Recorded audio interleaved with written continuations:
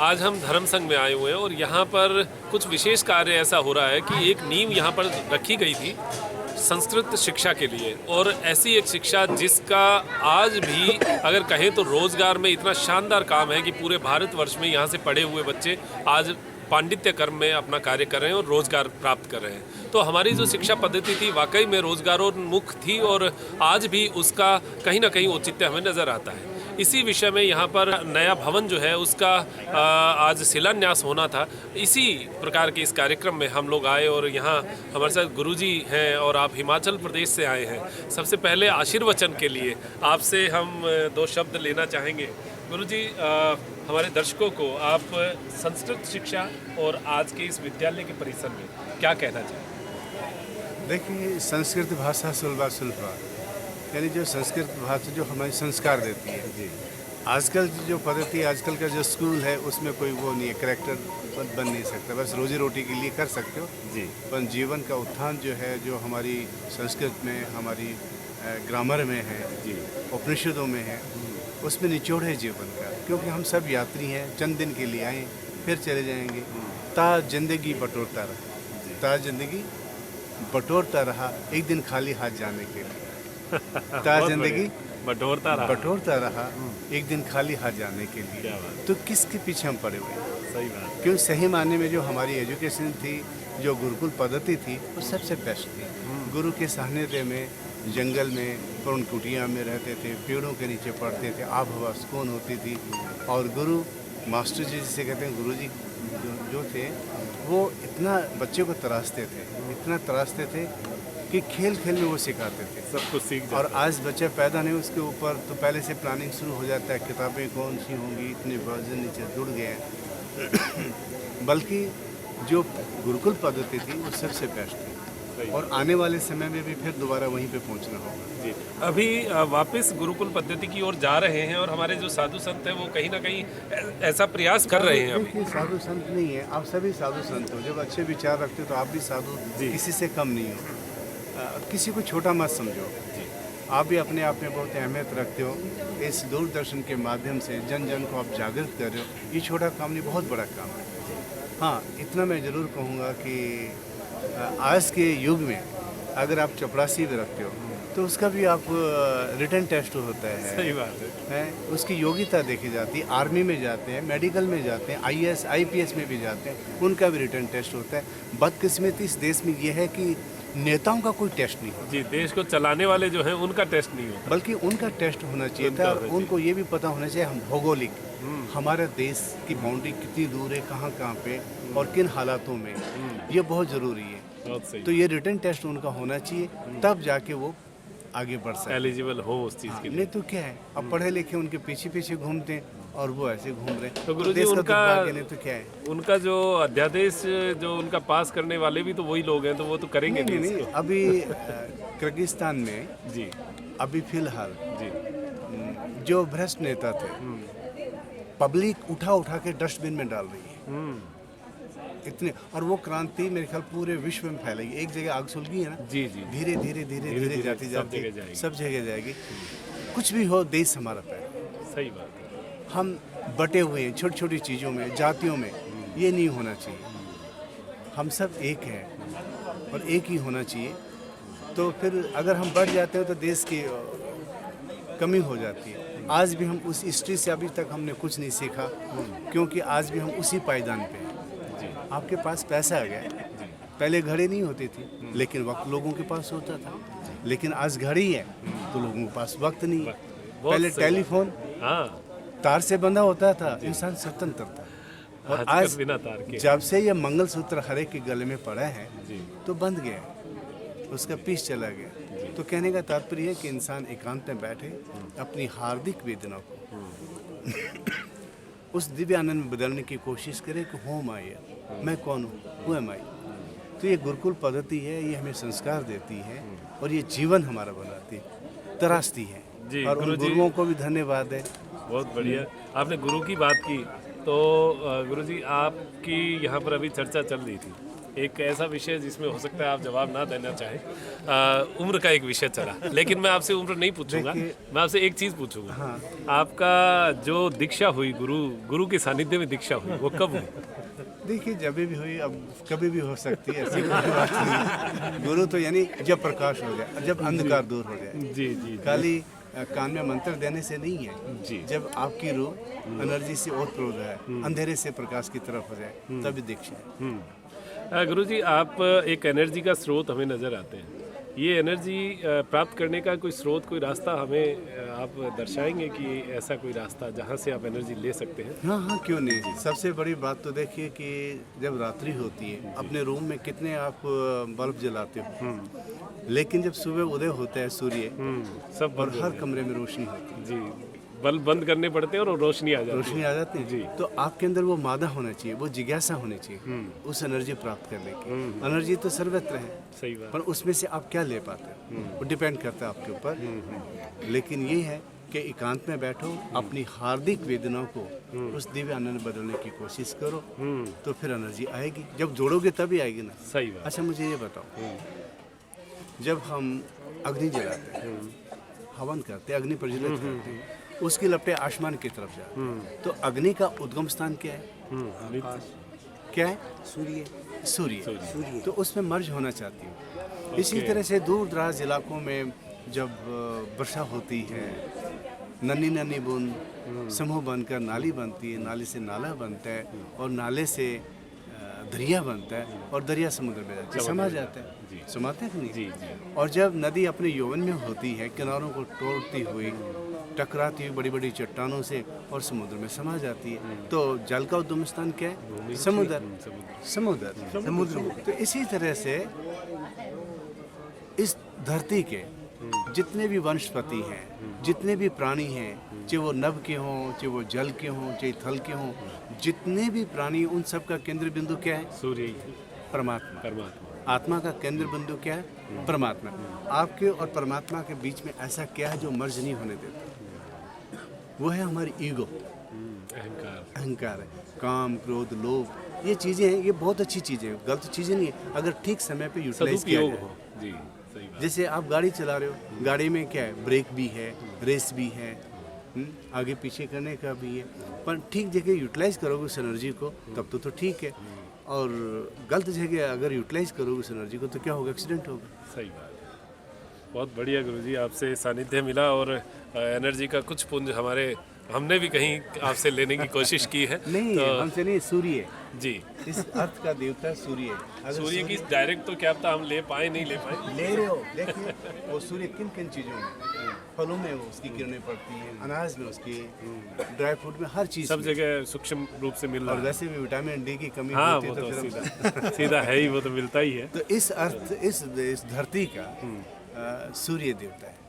सबसे पहले हम उसको नमन करें, और जैसे उदय होने के साथ अंधकार दूर हो जाता है, इसी तरह से ज्ञान का सूर्य हम उदय करें, और इस अंधेरे से हम निकलें, जिससे कि हम यूनिटी में आए, हम एक प्यार में बन जाए, एक सूत्र में बन। बहुत शानदार। तो आज गुरुजी से सानिध्य मिला, और ये एक जगह, ये पवित्र हो गया, स्थान पवित्र हो गया, तो पहले से पवित्र है भाई। और पवित्र हो गया। हमारे रमेश जी मर्दा जो हैं, आप मुंबई से पधारे हैं, और इस पूरे कार्यक्रम में नीम की ईंट के रूप में आपके द्वारा कार्य किया जा रहा है, और ये बड़ा सुंदर स्थान बनने वाला है। यहाँ पर जो बच्चे हैं, जो ब्रह्मचारी हैं, उनको अच्छी शिक्षा मिले, अच्छा कार्य हो, इसमें हमारा भी सहयोग जो है वो बना रहे, और सभी एक दूसरे के सहयोग से, जैसे कि गुरुजी ने कहा, एकात्म भाव से हम पूरे भारतवर्ष को एक माने, और हमारा ये स्थान एक हो, यही एक भाव, एक विचार रखा। मेरे साथी रोहित चौहान के साथ, मनोज स्वामी के साथ में डॉक्टर मनोज शर्मा, त्रिनेत्र टीवी के लिए नमस्कार। और तीसरे, पिछले करीब 20 वर्षों से गोपीराम जी आनंद लगातार दिन प्रतिदिन इन्हें आना रहता है इस विद्यालय में कार्य करने के लिए। हमारे जो आचार्य हैं श्री शंकर जी पांडे, जो कि पूरे विद्यालय की रूपरेखा शिक्षण के हिसाब से देखते हैं, उन्हें भी करीब 27-28 वर्ष हो गए इस विद्यालय से जुड़े हुए। शंकर जी के साथ ही आपके छोटे भाई, जिन्हें हम बोलचाल की भाषा में छोटे पांडे जी कहते हैं, उन्हें भी 25 वर्ष हो गए इस विद्यालय से। पूज्य शिवानंद जी महाराज का आशीर्वचन समझिए, उन्हीं की प्रेरणा समझिए, और गुरुदेव की कृपा समझिए कि भाई साहब के मन में एक प्रेरणा जगी कि जीर्णोद्धार करना चाहिए, काफी पुराना हो गया भवन। सभी ट्रस्टियों ने सहज होकर के इस बात की स्वीकृति दी कि इस कार्य को कीजिए और आज वो शुभ दिन आया कि हम इसका शिलान्यास कर रहे हैं।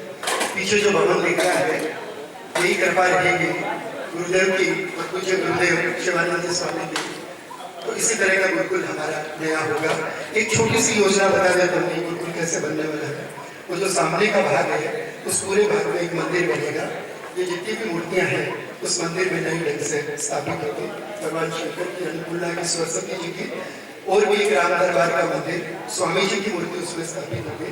इस तरह से एक मंदिर परिसर पूरा सामने बनेगा। वो मंदिर आम पब्लिक के लिए भी खुला रहेगा, उसका दरवाजा बंद भी रहेगा और विद्यालय से भी कनेक्टेड रहेगा। एक उसमें छोटा सत्संग भवन बनेगा।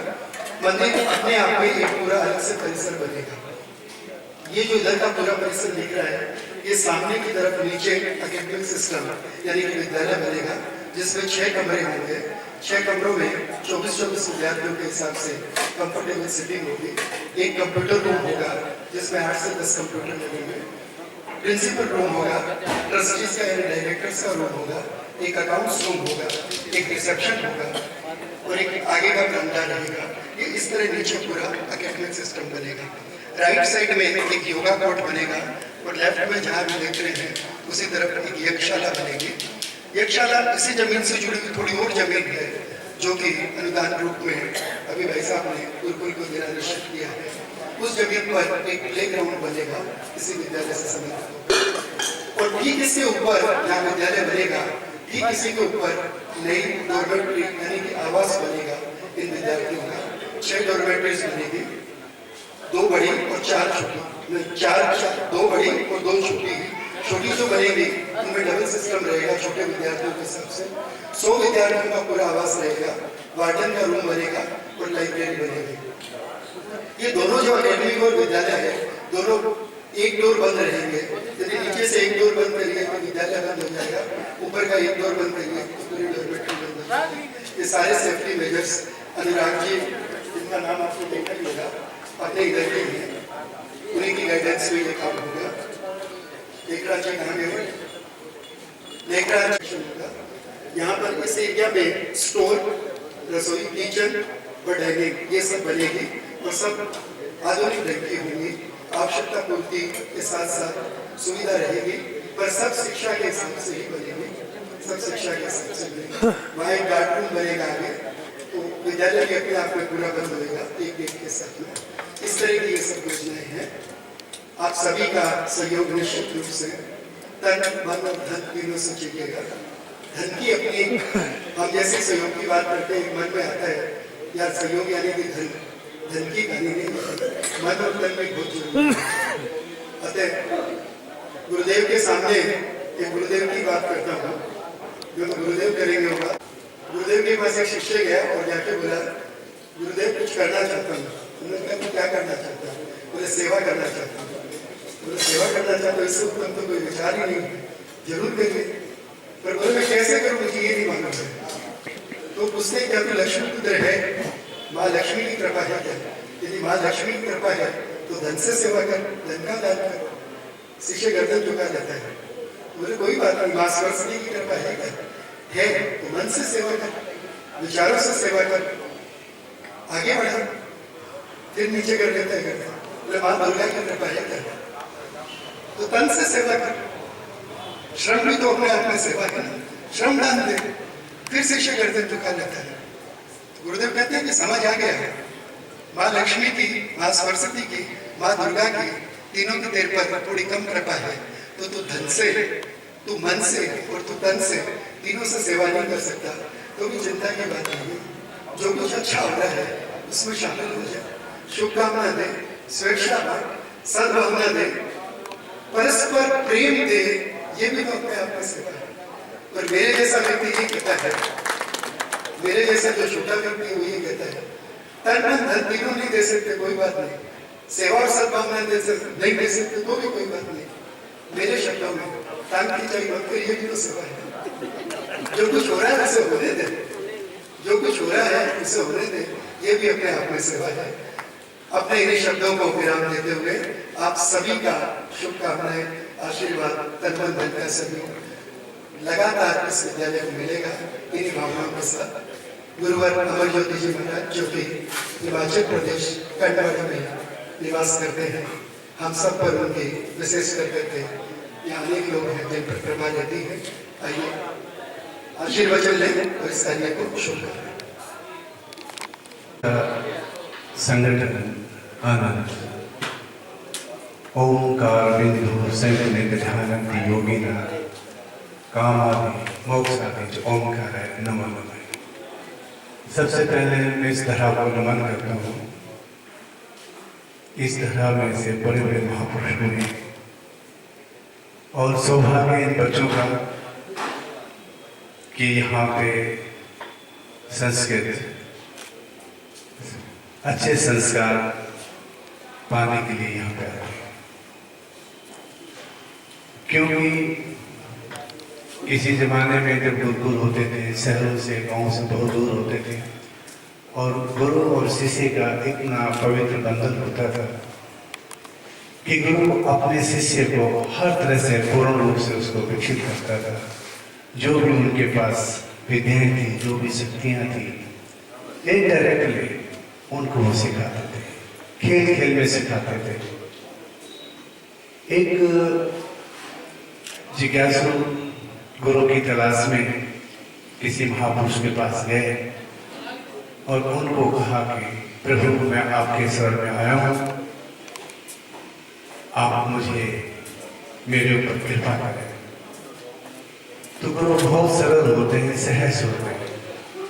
उन्होंने उस भक्त को, उस जिज्ञासु को छोटा सा मंत्र दिया और कहा कि बच्चे बैठते चलते फिरते इसको याद करो।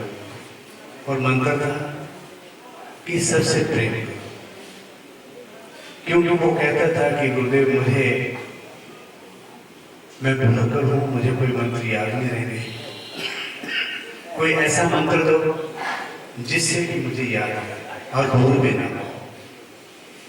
तो महापुरुष करुणा के सागर होते हैं, उन्होंने कहा कि एक ही मंत्र है और वो है प्रेम, सबसे प्रेम। तो आज इस युग में गुरुकुल की परिभाषा चेंज हो गई है और क्योंकि किसी टाइम वृक्षों के नीचे शिक्षा दी जाती थी,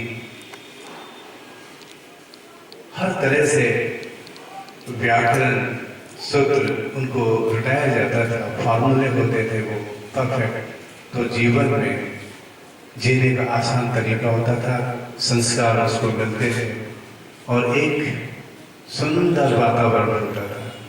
और उस सुंदर वातावरण में गुरु अपनी तरफ से अपने शिष्य को पूर्ण बनाता था, क्योंकि दिए ने कुम्हार से कहा कि मुझे ऐसा दीपक बना दो कि दीवाने में प्रकाश करे। कुम्हार यानी गुरु ने कहा कि भाई तुम अपने आप को मिटने के लिए तैयार हो जाओ, चांद पे अग्नि पे तपने के लिए तैयार हो जाओ। मैं कोशिश करूंगा इन उंगलियों से मैं तुम्हें वो पूर्णता रूप दूंगा जिससे कि तुम संसार पर चमकाओगे। तो यहाँ पे जो आचार्य हैं, शास्त्री जी हैं, वो हमारे ज्ञान के स्तंभ हैं। हम दूर से देखते हैं कि विद्वान आता है, उसके पास ये नहीं पता कि कितना ज्ञान का प्रकाश और समुद्र की तरह बहुत भरे हुए हैं। जैसे बादल है, छोटा सा बादल है, लेकिन उसमें कितना पानी होगा ये भी नहीं पता। तो गुरु का जितना सानिध्य मिलेगा, जितने गुरु के समीप इंसान बैठेगा जिज्ञासु, उतना ही वो संपन्न होता चला जाएगा। और क्योंकि हम इस धरा पर सदा के लिए नहीं आए हैं, थोड़े टाइम के लिए आए हैं, तो जो भी थोड़ा सा समय हमारे पास है उसको हम कैसे सदुपयोग करें। तो वो गुरु के सानिध्य में, उनके वचनों पर विश्वास करके हम आगे बढ़ेंगे, अपने जीवन को आगे बढ़ाएंगे। और कितनी अच्छी बात है कि उस टाइम एक जमाना था यहाँ बहुत आंधियाँ चला करती थी, जंगल में खींचड़ियाँ ये काफ़ी होती थी, टींट क्या बोलते हैं उनको, खैर। तो उस माहौल में भी इस तरह के भाव थे कि हम अपनी संतानों को अच्छा संस्कार दें, और जब अच्छे संस्कार मिलते हैं तो उसकी दूर दूर तक प्रशंसा होती है। गुरु अपने आप में पूर्ण है, वो अपने जैसा ही अपने शिष्य को बनाता है। एक प्रकाश उस अंधेरे से निकाला। फिर सबकी बात सुनकर गुरुदेव उस छोटे से गांव में दाखिल हुए। गांव वाले बड़े खुश हुए, बड़ा प्रेम भाव होता था, सबके पास टाइम होता था, क्योंकि उन दिनों में घड़ी नहीं होती थी, लोगों के पास समय होता था। आज घड़ी है लेकिन लोगों के पास समय नहीं है, वक्त की बात है। खैर देहात के लोगों ने इतनी सेवा की, इतने भाव से, आदर सत्कार से सम्मान किया, और पूरी रात भक्ति की, प्रभु की चर्चा चलती रही। जीवन क्या है, जीवन को कैसा जीना चाहिए, सरलता से महापुरुषों ने उपदेश दिया, और उन लोगों ने बड़े भावुकता से आग्रह किया कि प्रभु कुछ समय और ठहर गए। लेकिन महापुरुषों की अपनी हवा है, हवा के माफिक वो तो चलते रहते हैं। तो चलने लगे तो चलते टाइम कहा कि भाई ये लोग इतने अच्छे हैं, इनके संस्कार इतने अच्छे हैं, तो उन्होंने कहा कि ये गांव पूरा छिन्न हो जाए और दूर दूर जाकर बस। शिष्य लोगों ने कहा कि प्रभु ये आपने क्या किया, ये इतने सेवा भाव वाले लोग, इतने प्यार वाले, इतने जिज्ञासु हैं, और आपने कहा दूर दूर जाके बस, ये गांव तहस नहस हो जाए और दूर दूर जाके बस। शिष्य वो उस बात को नहीं समझ पाए और धीरे धीरे आगे की तरफ सुबह प्रातः काल आगे की यात्रा जारी रखी। गर्मी का टाइम था, चलते चलते धीरे धीरे दूर होती हुई शाम हो गई। एक कस्बा था, उस कस्बे में फिर चले गए सबके कहने से। वहाँ के लोग इतने बदमाश थे कि कोई कुछ महात्माओं के पास जो भी कुछ थोड़ा बहुत था वो सब ले गए, और रात औके सौके होकर उन्होंने व्यतीत की। सुबह जब चलने लगे तो महापुरुषों ने कहा कि ये गांव भले भले, लेकिन इसकी बाउंड्री समिति इतनी रहेगी। अब भक्त लोग, शिष्य लोग हैरान हो गए कि उन लोगों ने हमारी इतनी सेवा की, इतने सत्कार किया, इतने भाव से हमारे वचन सुने, सेवा भाव इतने की, उनको तो दूर दूर छिन्न कर दिया, और इनको देखो क्या है कि फलो फूलो पर, लेकिन इसी बाउंड्री में। सभी शिष्यों ने कहा कि प्रभु इस राज का रहस्य हम नहीं समझ पाए, तो क्या आप हमें बताएंगे इसका राज क्या है? तो गुरुदेव सरलता से कहने, देखो भाई कितने अच्छे लोग थे, कितने भाव रखते थे, कितना प्रेम रखते थे अतिथि। वो दूर दूर जाकर बसेंगे तो जहां भी जाएंगे वो अपने जैसा सबको बनाएंगे, और ये जो लोग हैं ये ठीक नहीं है, और जहां भी जाएंगे अपनी गंदगी फैलाएं, तो इनको यही पे दिया है। तो कहने का तात्पर्य है कि गुरुजनों का बड़ा योगदान है इस धरा को सींचने के लिए। उन बच्चों को श्री गुरुनाथ सा जब होंगे श्री गुरुनाथ सा,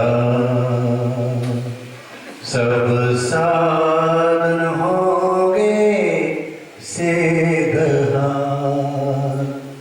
जब होंगे श्री गुरुनाथ सा, सब साधन होंगे सिद्धहा। विघ्न साप का भय भी न होगा, कष्ट ताप का बाण न होगा। विघ्न साप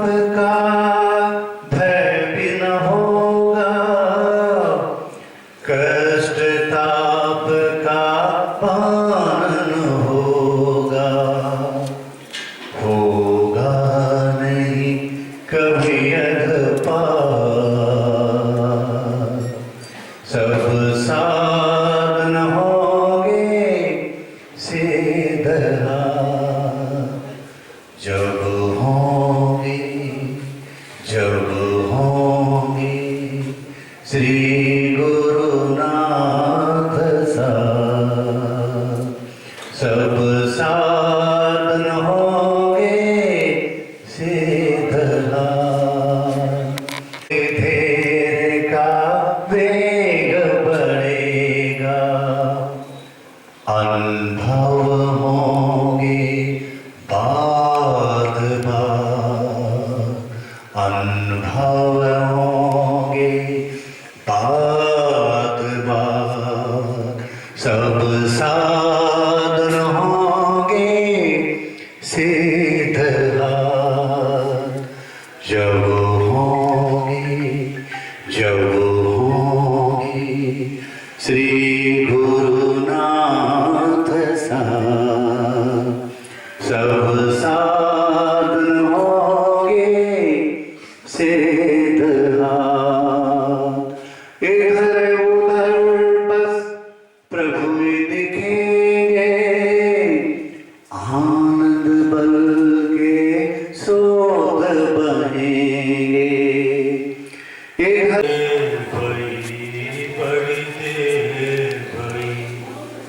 कब लोगे खबर मोर राम, कब लोगे खबर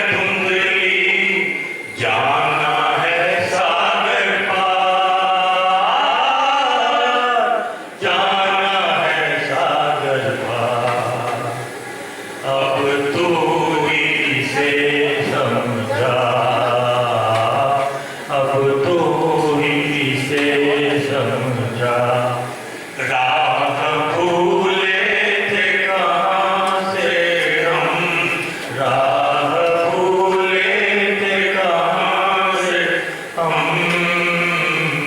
तू प्यार का सागर है, तू प्यार का सागर है। इधर झूम के गाए जिंदगी, उधर है मौत खड़ी, उधर है मौत खड़ी। कोई क्या जाने कहाँ है सीमा, उलझन आन पड़ी, उलझन आन पड़ी। कानों में जरा कह दे, कानों में जरा कह दे, कि आए कौन दिशा से हम, कि आए कौन दिशा से हम, तुम प्यार का सागर।